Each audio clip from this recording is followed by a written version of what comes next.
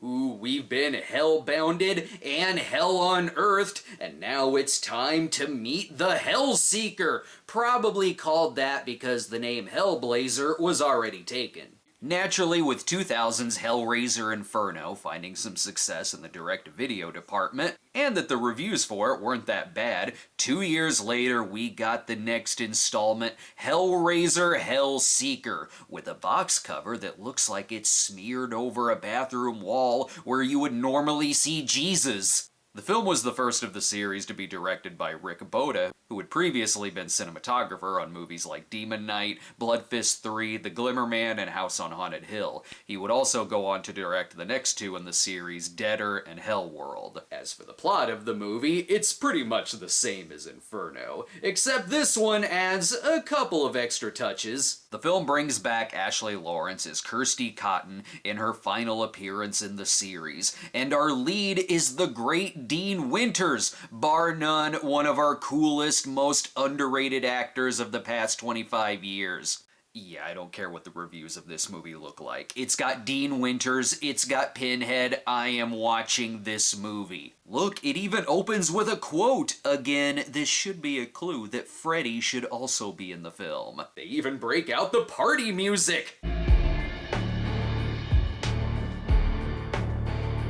Because this is the Hellraiser opening credits that makes me want to dance. And it reminds me, I really should set my computer to have the puzzle box screensaver. And it's nice to see a Hellraiser movie that starts out happy. See? Tickle fight! Dean Winters plays Trevor, who is married to Kirsty. They played with fire with the tickle fight, but got too cocky, and it's the kiss that causes a terrible car accident. Oh, Kirsty's been through much worse, like reviewers calling her Christy. Look at it like this, it's raining out, so even if you didn't land in the water, you'd still be soaking wet. Trevor makes it out fine. As for Kirsty, she'll be back later in the movie. Wouldn't it be something though if this was her only scene? Wow, that character could have been anyone. I don't know about this hospital though. It's nice to see you again. He's in hell. Plus, Rachel Hayward also played a doctor in Extro 2. This could be in the Extro universe, which is something because I don't even know if the Extro sequels are in the Extro universe. He's wondering where his wife is, but don't worry about that. Let's calm you down with some nice heroin. As if the car accident wasn't bad enough, I don't know how sanitary this hospital is. Wake up, Trevor. For instance, I'm not sure if he should be that alert during this operation. I went through this same procedure to get baby Huey's singing out of my head. You'll be fine. How are those headaches? Need more heroin, or at least some good bedside manner. 2 cc's of a hand job should do the trick. This car accident all seems like a nice and quick hospital procedure. Where's Kirsty? Where's my wife? That's what I'd like to know. He was standing there waiting 15 minutes for that lead-in. Unfortunately, his wife is missing, right? She was missing in the last 2 movies, too. One more thing. Sorry, I already did my Columbo reference in last week's Saw episode. Ugh, and now I have to take the bus. Could this day get any worse? Much like Inferno, this one's also filled with characters on their way to a David Lynch set. You know how I know he's in some kind of afterlife? Don't you just love this look? It's the one cats get just before you eat them. The talking dog, obviously. But it's good to be back at home with a box of tissues so he can masturbate to their photo together.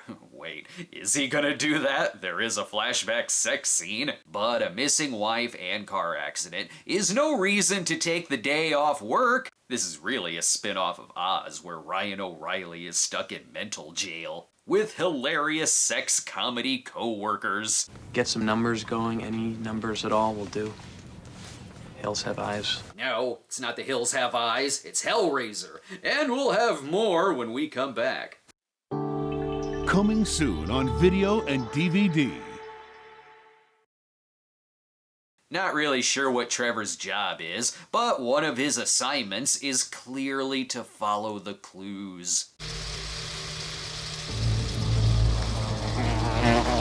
I knew it. Kirsty runs a sweatshop. Once you pop one flashback, you just can't stop. That's as good a time as any to get some chips. Just what kind of place is this? From the sex-crazed co-workers to the sex-crazed boss. He's in Skinamax hell. No, I said lays, not laid. His boss Gwen is played by Sarah Lane Redmond, who was originally cast in this movie as Kirsty when they weren't sure if Ashley Laurence would return. But when Ashley did come back, they liked her so much that they cast her as Gwen. And she is really good in her brief screen time. If he seems paranoid, it's because with this being an unrelated script that was rewritten to make it a Hellraiser movie, you never know when Pinhead is gonna pop up. This world is weird. This is a big news story? Shit, I really should have taken a personal day. They even found Marion Crane in the trunk. Unfortunately, he's now a murder suspect because he could have driven off the bridge on purpose. It's a very paranoid precinct, too. Everyone's looking at him like, I know it was you, you son of a bitch. Nancy Grace told me so. Boy, does this day keep getting weirder. What's the matter, boy? Like how the dog isn't talking anymore. And he's being watched over by someone who appears to be the engineer from Inferno. And he's having some kind of allergic reaction. What a day to find out that you're allergic to eels. This dude gets laid at his work and in his own building. Well, what do you think? I think I need 20 hours of sleep, so please let me be. He decides not to jerk off to the picture tonight, but to go straight into his home porno collection. You see, tonight I've got something planned for you. Something I've been planning for a long time. And that's the night they made a snuff film. This is all on him. You can't live in a building lit and shot like this and not expect some kind of supernatural mystery to happen. For instance, his boss may be a ghost who still wants to bang him, even when he's so not in the mood. You can say goodbye to that promotion. I think executive producer Harvey Weinstein may have written some of this dialogue. He is really gonna regret taping over his wedding video, with Gwen being killed by VHS ghosts. And if that wasn't bad enough, god damn it, I'm back at work again. He's so desperate for help, he takes this guy's advice about getting some acupuncture. And it leads him right to Catherine Trammell. This'll take his mind off of these flashbacks. This is a Hellraiser movie, right? Someone is here to remind us. This musical puzzle. That's not the box, it's a Christmas ornament. Ah, okay, there's Pinhead. Honestly, right time, right place. If you're looking to get acupuncture, Pinhead is exactly who you'd want to go to. Which do you find more exhilarating, Trevor? Pain or the pleasure? Excuse me, I'd rather not talk, it distracts me. Now another cop comes in to say Trevor definitely killed her for the money. Ha! That's where you're wrong. According to the trivia, Kirsty only made enough to get a new fridge. I don't know, this movie ain't so bad. God forbid we let one event go unrecorded. Why don't you come to bed? He records everything. I relate to this guy. Though I've surprisingly never lived in a porn building. Can I, borrow something? No, you cannot detach my dick. Really what he needs is some medication to help with these night terrors. Oh, and he should also not kill his neighbor. Good thing Pinhead is there to tell him, just blame it on Nick Turturro. See? And with that, the dead body is gone. Plus, the dead neighbor is not only alive, but doesn't even recognize him anymore. It was all in his head, and he's gonna become the Joker. He should probably turn himself in now. Or not. There's still 45 minutes left. Done. You were talking about me, weren't you? Even the police station is getting weirder. Brett the coworker is there, but it's usually always some little girl saying shh in these movies. Best ask the cop who was an absolute beast at origami. He probably knows what's up with this box. And possibly who this very familiar merchant is. You're James Remar again, aren't you? One familiar thing I'm noticing in these direct-to-video Hellraiser movies is that they all have a lot of hallways, and a lot of inserting. Seriously, Kirsty seems more randomly inserted into this script than Pinhead. And since when does anyone in this office actually work? Just make yourself at home. You screwed up my solitaire high score, didn't you? Oh, when they found the puzzle box, clearly gifted to the detective by his former partner, Detective Craig Sheffer. Plus, he strangely turns into his current partner. Seems normal. There's so much weirdness around here. Dean Winters is playing Trevor, but the Brett actor's name is Trevor. What the hell is going on? This went so well the last time, might as well get some acupuncture again. Brett wouldn't steer him wrong. Jesus, is this really hell? Everyone wants to bang this guy. This is Hellraiser crossed with an erotic thriller. Seriously, it really is becoming Basic Instinct.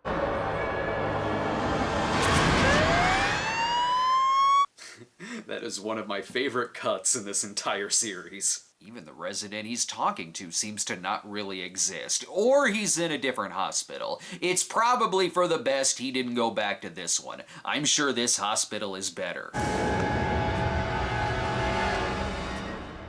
Okay, you caught me.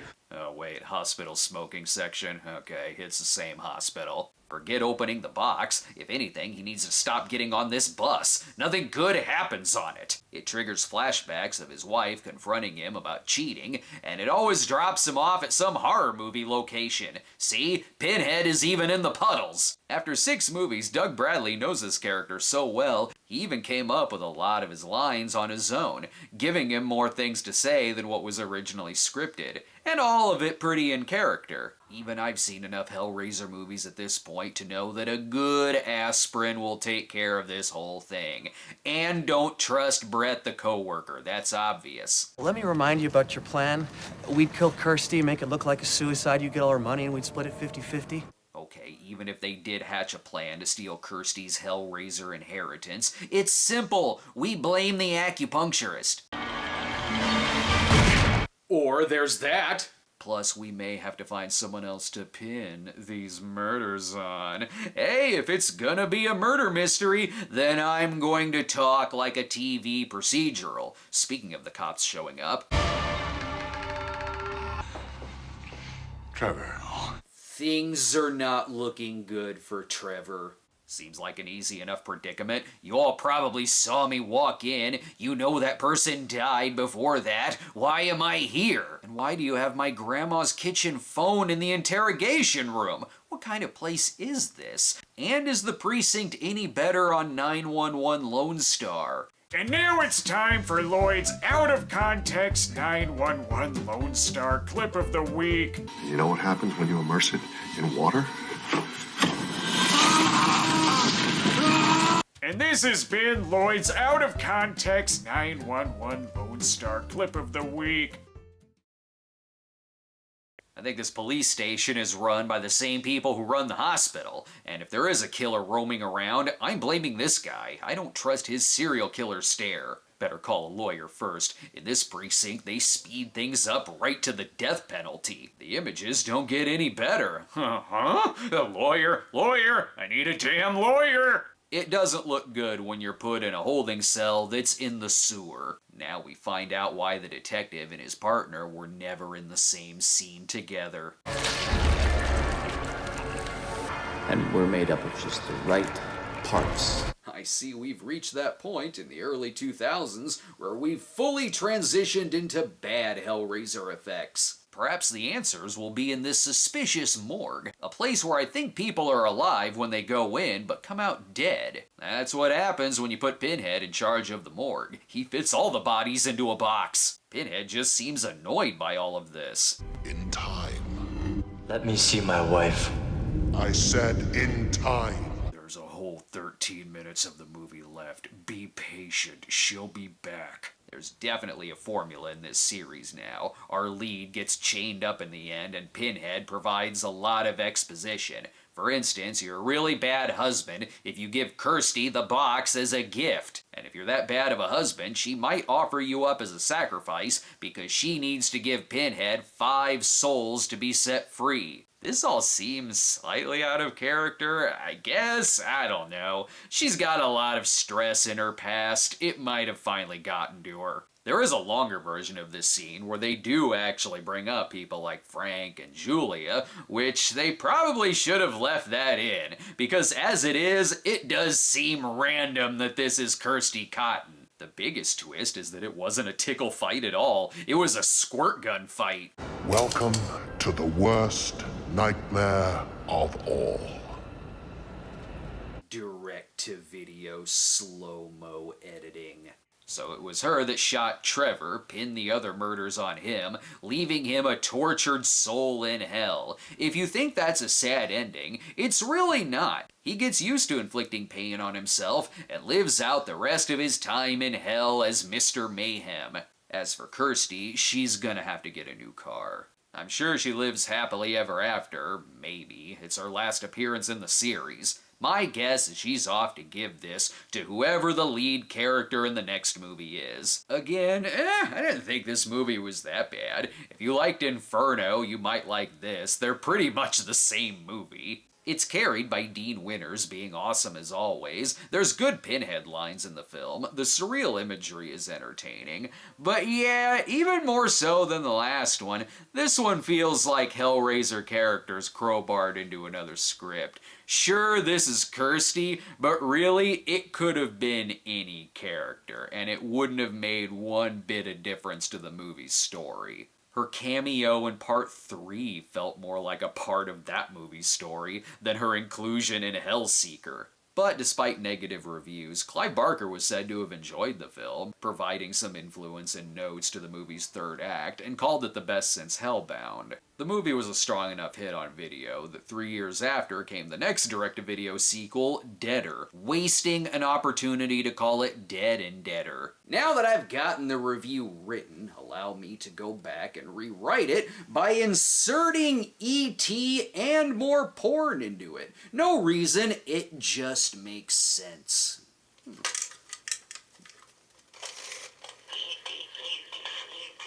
Ooh, he has such sights to show us.